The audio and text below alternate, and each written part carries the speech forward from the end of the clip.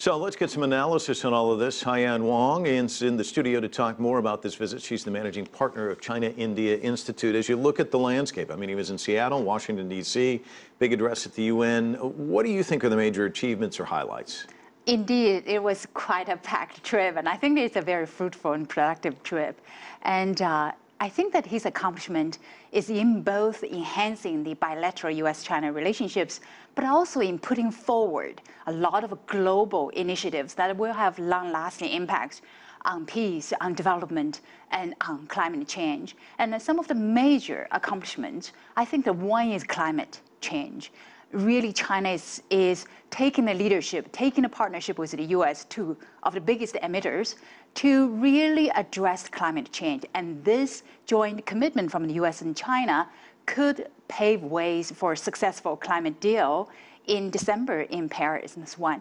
Two, I think that he really diffused some of the tensions on cybersecurity. Before President Xi's trip, there was quite a bit of a tension on cybersecurity. I think that the joint commitment and the understanding that we stand side by side to fight cyber theft we are against cyber theft for economic interests. And I think that this clear stance calmed some minds. It should help with promoting technology transfers, should promote economic cooperation. Followed up on the economic cooperation front, and I think that he gave some momentum to achieving the bilateral investment treaty to open up more sectors and even accelerating, clearing some of the mechanisms for renminbi to be traded in the U.S.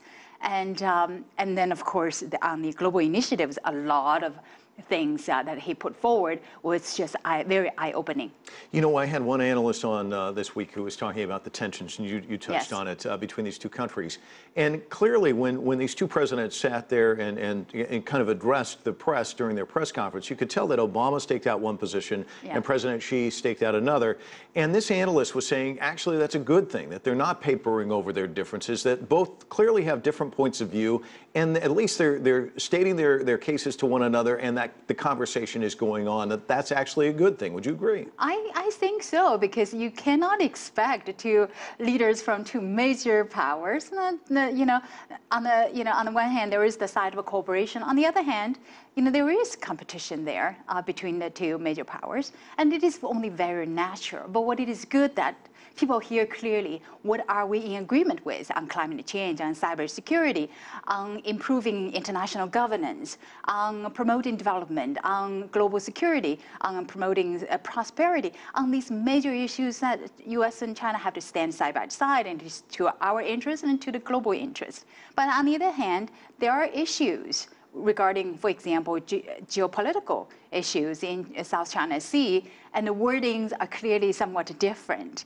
And it is only natural, as long as the two presidents have the candid conversations as they did over lunch, as long as they made that difference clear, and I think that is a good thing.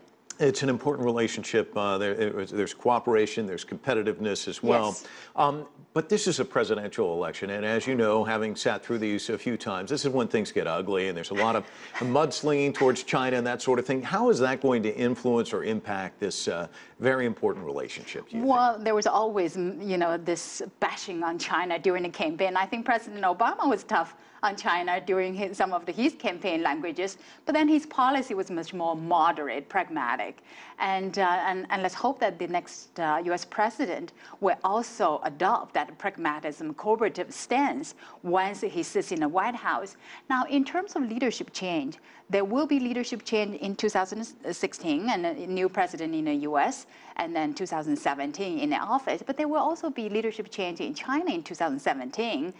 President Xi and Premier Li will clearly be still in the leadership role, but there are possibly several permanent members of the Standing Committee of the Politburo. There might be changes. On the other hand, I think that there will be more consistency, continuity of China's policies regarding U.S. and regarding globally international relations. We're just about out of time, so maybe 20 seconds. Yes. Your thoughts on his speech, major address, talking about this multipolar world, yes. equal respect for the large countries and the small countries, an important message. That is a very important message. I think that that is a very clear voice regarding how China intends to play the role as a responsible global partner, as a superpower. And I think that, again, it makes very clear that he stands for principles in terms of international relations, win-win cooperation, no confrontation, no conflict, and that we're going to have mutual respect, that not going to seek hegemony